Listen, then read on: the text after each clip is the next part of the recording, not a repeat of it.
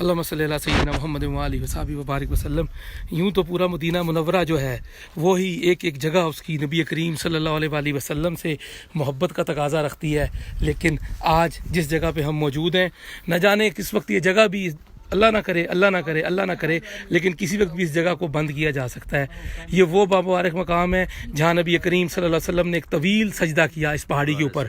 اس کو غار سجدہ بولتے ہیں۔ یہ بالکل خندق کے عقب میں موجود ہے، اور اس غار سجدہ کی یہ تعریف ہے کہ نبی کریم صلی اللہ علیہ وسلم کو جب یہ بات پتہ لگی کہ میری جبرائیل علیہ السلام نے بتایا کہ آپ کی امت کے لوگ دوزخ میں بھی جائیں گے، تو آقا کریم صلی اللہ علیہ وسلم نے بہت طویل سجدہ فرمایا، اور اس طویل سجدے کے اندر آپ صلی اللہ علیہ وسلم نے فرمایا میں تب تک سر نہ اٹھاؤں گا جب تک کہ مجھے اس بات کی بشارت نہ دے دی جائے گی کہ میری امت جنت میں داخل ہوگی۔ صحابہ کرام رضوان اللہ تعالیٰ علیہم اجمعین 3 دن نبی کریم صلی اللہ علیہ وسلم کو ڈھونڈتے رہے، اور جب اس جگہ پر پہنچے تو ایک چرواہے سے پوچھا کہ کیا نبی کریم صلی اللہ علیہ وسلم یہاں پہ تم نے کسی شخص کو دیکھا ہے؟ انہوں نے بولا ہم نے کسی شخص کو تو نہیں دیکھا، لیکن ہاں یہاں پر ایک آدمی کی مسلسل رونے کی آوازیں آ رہی ہیں، اور میری بکریاں وہ بھی روز جو ہے وہ ادھر آ کے بیٹھ جاتی ہیں، کچھ کھاتی پیتی نہیں ہیں اور وہ بھی روتی رہتی ہیں۔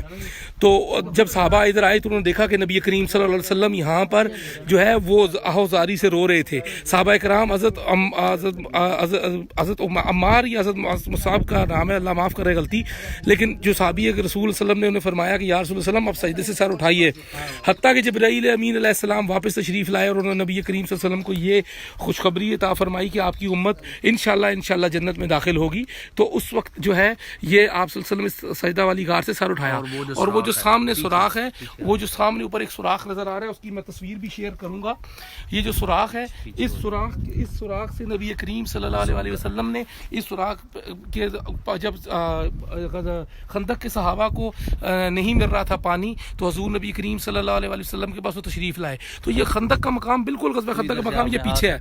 تو آپ صلی اللہ علیہ وسلم نے جب اپنا دست اقدس اس جگہ پہ رکھا تو اس جگہ سے پانی بہتا ہوا سیدھا یہ جو نیچے جگہ نظر آ رہی ہے ادھر سے بہتا ہوا سیدھا نیچے چلا گیا۔ تو ماشاءاللہ بڑا ہی متبرک مقام ہے۔ اللہ سبحانہ و تعالیٰ نبی کریم صلی اللہ علیہ وسلم کے اس طویل سجدے کی دعاؤں کا حصہ ہم گنہگاروں کو بھی عطا فرمائے، ہماری بھی بخشش فرمائے۔ یہاں یہ پہاڑ جو ہے یہ اصل میں غار سجدہ کے نام سے مشہور ہے، اور نبی کریم صلی اللہ علیہ وسلم کے یہاں پر پہلے کثرت سے قدمین مبارک کے نشان موجود تھے۔